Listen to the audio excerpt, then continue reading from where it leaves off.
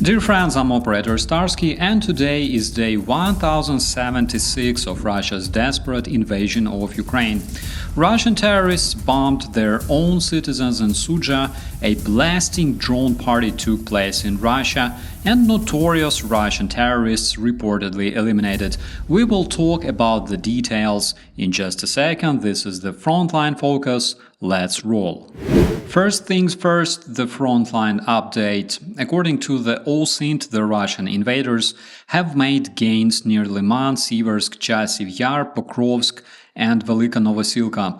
At the same time, Ukrainian forces have recently advanced near Toretsk and recaptured their positions. On 1st of February, Russian forces conducted a guided glide bomb strike on a former boarding school dormitory in Sudzha in the Kursk Oblast.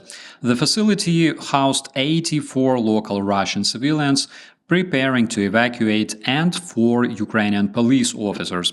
According to reports, the Russian attack on their own citizens resulted in 4 fatalities and 4 injuries. Russian terrorists traditionally attempted to attribute the strike to Ukrainian forces.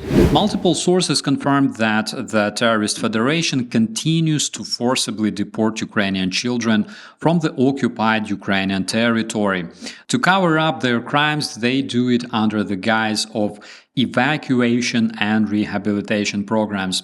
Since 2022, at least 20,000 Ukrainian children have been deported by the Russian terrorists, with Ukraine successfully returning 1,189 with international assistance. Multiple reports indicate that Russian authorities have killed Ukrainian parents, kidnapped their children, and transported them to so-called rehabilitation or evacuation camps in the occupied Crimea.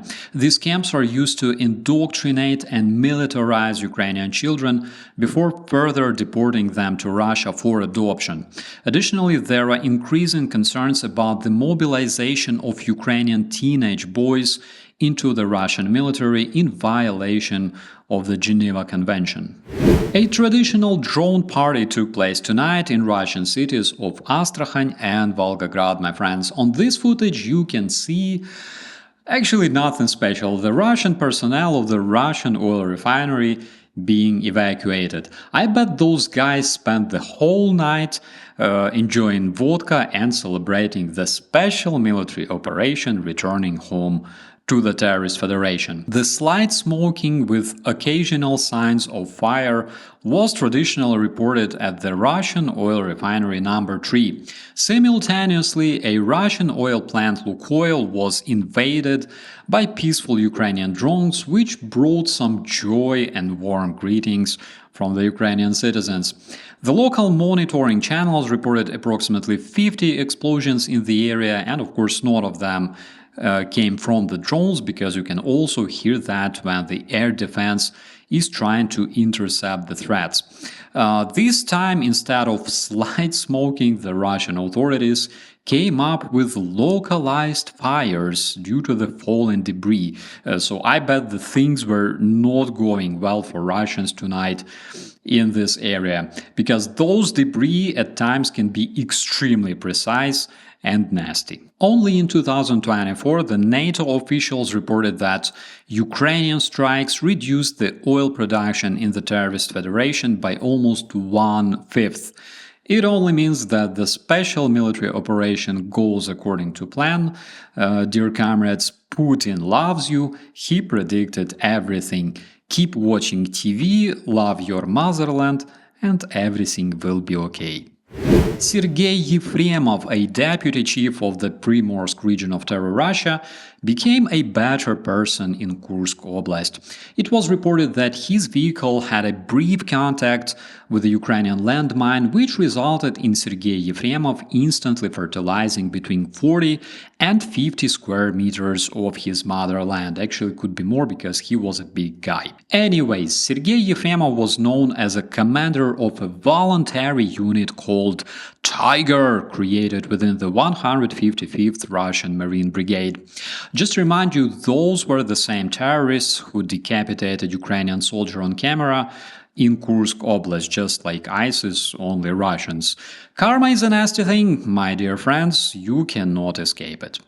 Also yesterday, a suspicious explosion took place in the elite Russian apartment complex Ale Parusa in Moscovia. One resident was reported dead, and though we don't have confirmation yet, but there's already rumors, and please consider this information as rumors so far, that the deceased was notorious Ukrainian runaway mafioso Arman Sarkisyan. What do we know about him? He's broadly known in Ukraine for funding the brigades of goons involved in brutal crimes against Ukrainian protesters during the Revolution of Dignity in 2014. He was the dude who brought many buses of Gopniks to Kyiv to fight against the protesters. Also, his goons were involved in attacking protesters in Donetsk same year. Later, Sarkisyan created and founded a hybrid Russian terrorist group Arbat operating in Donbass. And obviously he loved Donbass so much, so he fled to Moscovia, where he purchased some really expensive property, because common Russians usually cannot afford living in those quarters. But we know that Kremlin pays well. I bet Team Pool can confirm.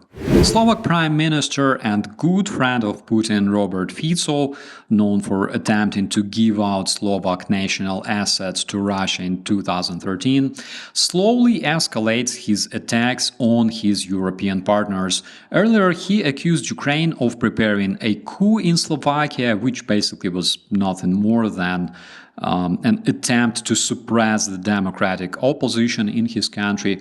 And recently he accused the Czech neighbors in interfering with the internal politics of Slovakia.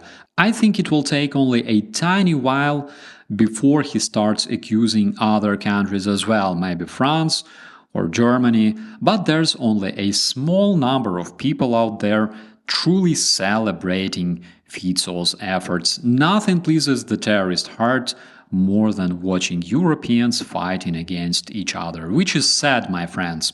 But despite that, please subscribe to stay informed about the most important updates and share this content to help Ukraine be heard. Traditionally, I will see you in the commentaries. I'm Operator Starsky, and as always, be safe.